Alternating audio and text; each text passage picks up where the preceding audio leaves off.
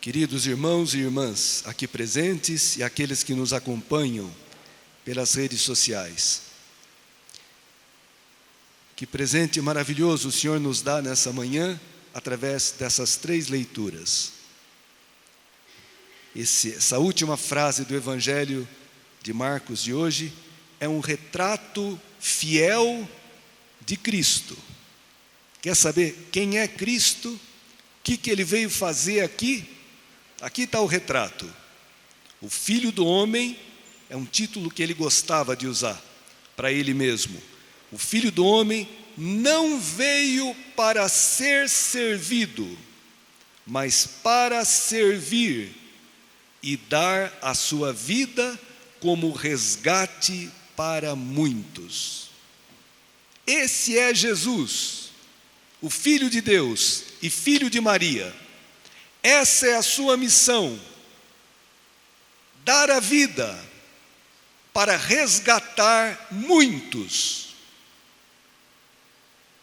Servir é dar a vida.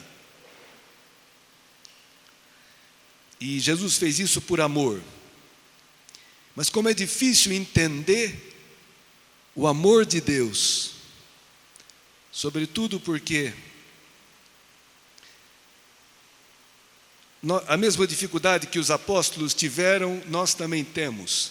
Jesus, se vocês lessem um pouquinho antes esse trecho, Jesus pela 3ª vez anunciou que ele ia para Jerusalém, sofrer muito, ser rejeitado, ser morto e ao 3º dia ressuscitaria. E 2 discípulos, o Tiago e o João, 2 do grupinho, Jesus tinha os 12, tinha os 72, depois tinha os 12 apóstolos, e dentre os 12 tinha 3, que algumas coisas especiais ele chamava esses 3, que eram Pedro, Tiago e João. Pois bem, os 2 fazem um pedido a Jesus. Presta atenção, porque talvez é um modelo do que a gente não deve pedir. Domingo que vem, vocês vão escutar o que a gente deve pedir. Mas eles dizem: mestre, sozinhos, os 2, separados dos outros 10, queremos que faças por nós o que vamos pedir. E ele fala: o que quereis que eu vos faça? Deixa-nos sentar um à tua direita e outro à tua esquerda, quando estiveres na tua glória. Não é um pedido ruim o que eles estão pedindo. É ruim querer participar da glória de Deus, da presença de Deus, viver com Cristo? Cristo vitorioso, Cristo ressuscitado, é uma coisa ruim? Penso que não. Só que eles estão esquecendo que antes da glória tem a cruz. Antes da ressurreição tem a paixão e a morte. Antes da vitória tem a batalha, tem a guerra, tem a luta. E sentar-se à direita e à esquerda, não é Jesus, nem isso Jesus escolhe. É o Pai que escolhe. Eles só queriam o ministério da fazenda e do planejamento. Humildemente, eles só queriam isso. Tá bom. Mas o fato é que Jesus fala: vocês não sabem o que vocês estão pedindo. Vocês podem beber do cálice que eu vou beber e ser batizados com o batismo que eu vou ser batizado? Cálice é imagem do sofrimento, e o batismo, imagem da morte. Batismo significa imersão. Jesus vai ser na cruz imerso, mergulhado na morte, no sofrimento. Como diz a primeira leitura maravilhosa do profeta Isaías, capítulo 53, é o 4º canto do servo de Yahvé, o servo sofredor. Começa dizendo: o Senhor quis macerá-lo, esmagá-lo com sofrimentos. Para quê? Deus é um sádico? Gosta de fazer o seu filho sofrer? Não. Oferecendo sua vida em expiação, ele terá descendência duradoura e fará cumprir com êxito a vontade do Senhor. Oferecendo em expiação de quem? Dos nossos pecados, do nosso egoísmo, da nossa violência, nossa ambição sem medida, da nossa falta de fé. Ele se oferecendo como expiação. No Antigo Testamento tinha o bode expiatório. Irmãos, o homem sempre teve problema com a culpa. O homem sempre teve consciência de ser um pecador. E o problema era como livrar-se desses pecados. Sabe como é que os gregos faziam? Eles cavavam um buraco assim na terra, falavam seus pecados e cobriam, como o cachorro faz com o cocô dele, né? Os judeus, o sacerdote impunha as mãos sobre um bode e confessava os seus pecados e os do povo, e depois sacrificava esse bode. Um era sacrificado, o outro era solto no deserto, a morada dos demônios, para morrer. No deserto se morre. Bom, irmãos, mas isso tudo não servia para purificar a mente e o coração das pessoas. Foi preciso, no plano de Deus, que alguém, um homem, que por acaso era Deus, oferecesse sua vida em expiação. O justo, meu servo, o justo, justificará a inúmeros homens, carregando sobre si suas culpas. Está aqui. Esse resolveria o problema.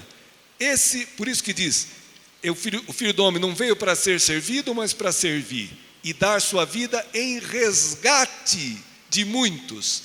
Resgate era o preço que se pagava para libertar um escravo. Todos nós somos escravos de muitas coisas.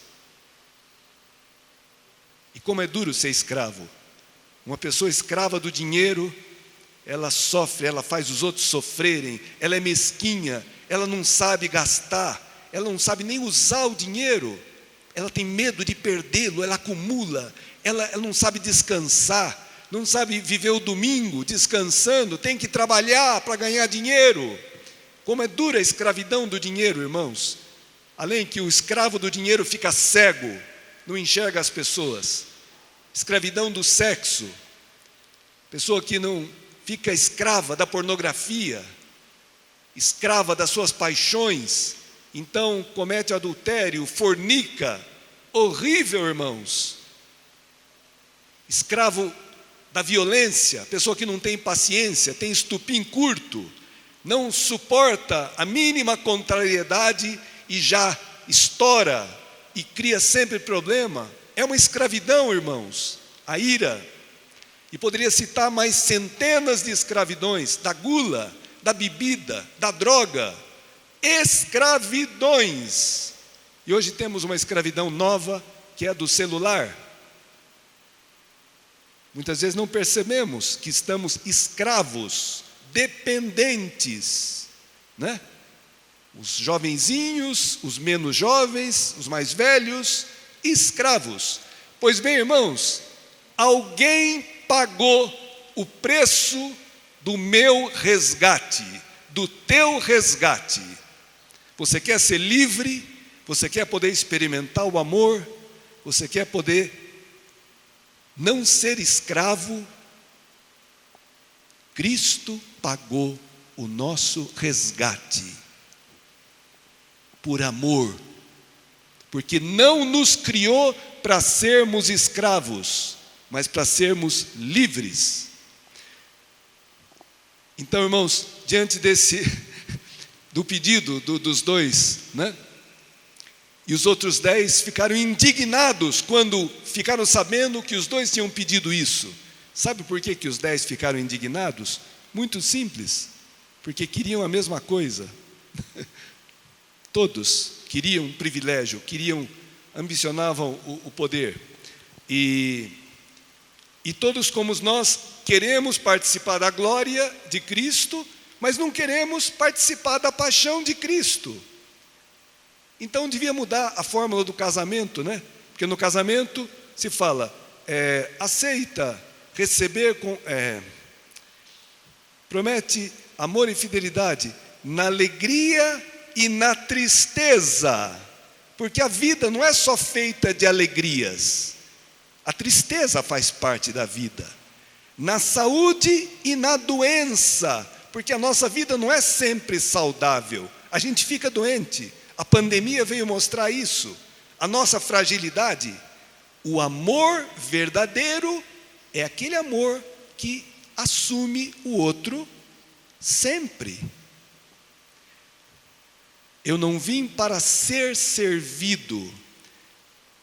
Quem vive para ser servido se coloca sempre no centro. Eu sou o centro do mundo. Todo mundo e todos e tudo tem que estar ao meu serviço. Mas tem um outro, e é horrível, né? E muita gente vive assim. Muita gente vive assim, e nós muitas vezes vivemos assim, e não percebemos.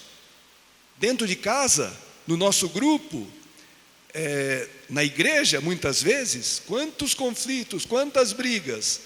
Na igreja, por causa de ciúme, por causa do primeiro lugar, porque, né? Que coisa, como o nosso coração é complicado. Mas eu vim para servir e dar a vida em resgate de muitos. Aquele que vive para servir, coloca o outro no centro, o outro em primeiro lugar. E pode fazer isso, irmãos, quem tem vida eterna dentro de si.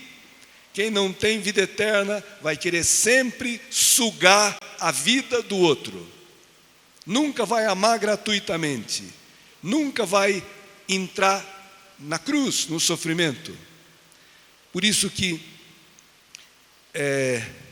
Jesus, diante do pedido deles, e vendo que os 10 se indignaram, chama todos e vai dar uma instrução maravilhosa.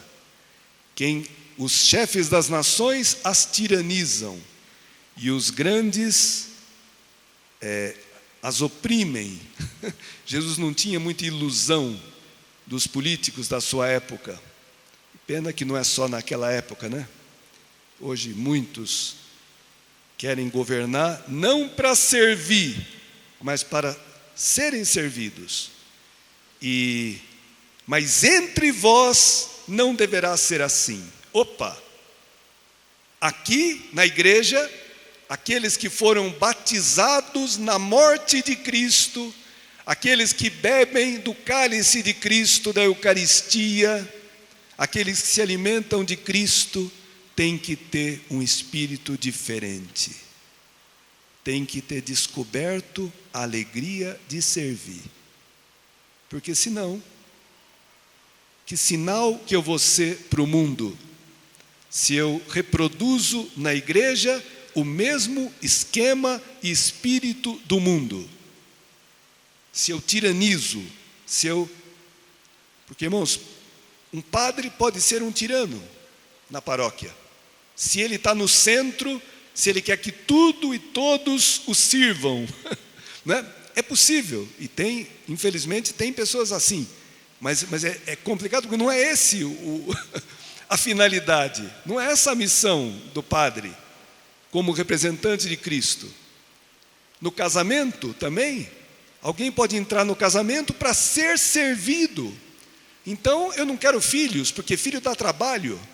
Filho, imagina, suga o tempo, tudo, o dinheiro, tudo. Se eu casei para ser servido, tudo que tirar a minha comodidade, tudo que tirar o meu descanso, está fora. Mas você casou no Senhor? Quem que está no centro?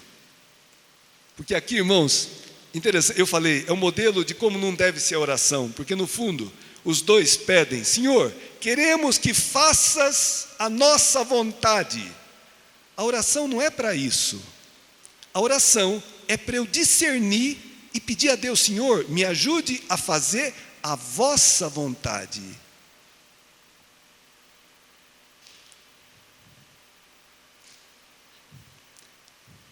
Me ajuda a beber desse cálice. Eu quero a glória, eu quero a ressurreição, eu quero viver junto com o Senhor, mas eu não quero tomar um caminho diferente do seu. Hoje é dia de um mártir maravilhoso, irmãos, Santo Inácio de Antioquia. Antioquia hoje fica na Turquia e antigamente ficava na Síria. E era um bispo que conheceu, quase que conheceu os apóstolos. E ele era muito famoso. E eles, pela sua pregação, pela sua santidade, e eles prendem esse bispo e o mandam para Roma para ser comido pelas feras ou no Coliseu ou no Circo Máximo, onde eles martirizavam muitos cristãos. E no caminho para Roma, ele vai parando em diversos lugares onde tinham comunidades cristãs. E ele escreve 7 cartas. Hoje no Google você encontra tudo. E são lindas, uma mais linda do que a outra. E tem uma carta aos Romanos, onde na liturgia das horas tem um trechinho hoje, em que ele pede para os romanos, que ele tem medo. Sabe qual é o medo dele? Que o pessoal interceda e o livre da morte. Ele fala: eu sei o que eu quero. O mundo, as riquezas, os prazeres dessa vida não me atraem mais. Eu quero, quando eu for mastigado pelas feras, eu serei discípulo, eu me tornarei pão puro de Cristo. Então, não me tirem essa glória de poder morrer por Cristo e pela igreja. É impressionante, irmãos. Você lê, você fala: meu Deus, isso é fé, isso é amor a Cristo, isso é um homem maduro na fé. Esse é um que antes queria a glória, ou se queria, e nós todos devemos querer, irmãos. Imagina um cristão que não queira viver com Cristo e participar da glória de Cristo, não é cristão. Mas que eu esteja disposto a beber do cálice e a ser batizado. Ser batizado na vida, no sofrimento, irmãos. A velhice vai nos trazendo muitas limitações, vai me colocando na humildade, vai me fazendo pequeno. A dificuldade no relacionamento com os outros, o outro é diferente de mim. E eu, para amar, eu tenho que aprender a morrer um pouquinho ao meu egoísmo, ao meu comodismo. Não tem jeito de amar sem morrer, não tem jeito.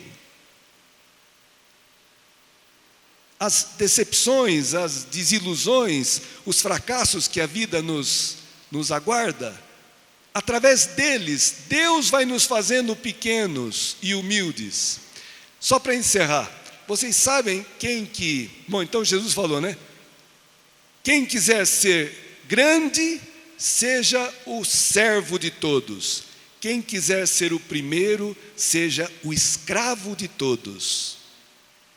Que coisa, irmãos, os santos viveram isso. Pega São Francisco de Assis, Santa Clara, no convento, eram os que mais serviam, os que cuidavam de todo mundo, né? Não tinha privilégio nenhum, eram servos, entenderam que o lugar deles era o último, por isso foram exaltados. Aqui Jesus fala que não depende dele quem está à direita ou à esquerda, mas é o Pai que escolhe.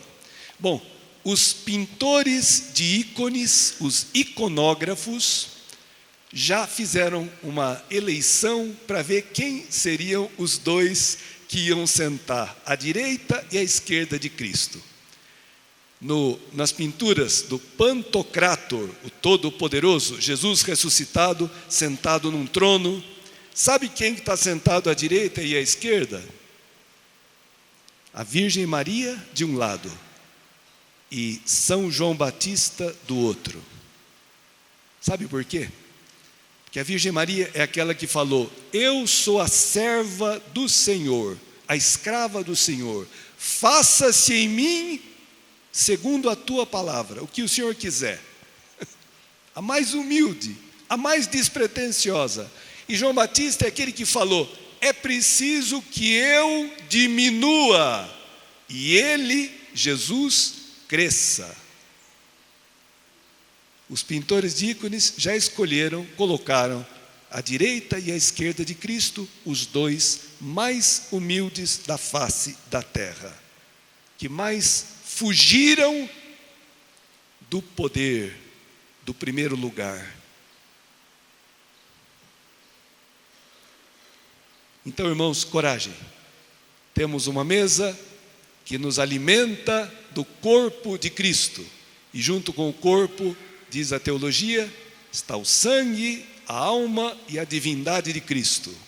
Você quer ter a alegria de poder participar um dia da glória? Comungue a Cristo. Comungue a Cristo na tua vida de cada dia, nas dificuldades, nos sofrimentos, na cruz de cada dia que nós temos. Não recuse isso. Beba desse cálice. Cristo fala: vocês vão beber. Jesus profetiza. Vocês sabem que o Tiago foi o primeiro mártir dos apóstolos. Morreu em Jerusalém. O Herodes mandou matá-lo. E João talvez não tenha derramado o seu sangue, mas foi exilado na ilha de Pátimos por causa da pregação do Evangelho. Exilado. Preso, digamos, numa ilha. Teve que fugir. Então, eles beberam do cálice, todos os apóstolos.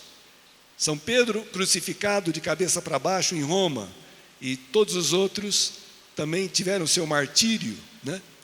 Beberam do cálice. Mas isso para um cristão é uma honra. São Paulo vai dizer: longe de mim me gloriar em alguma coisa que não seja a cruz de Cristo.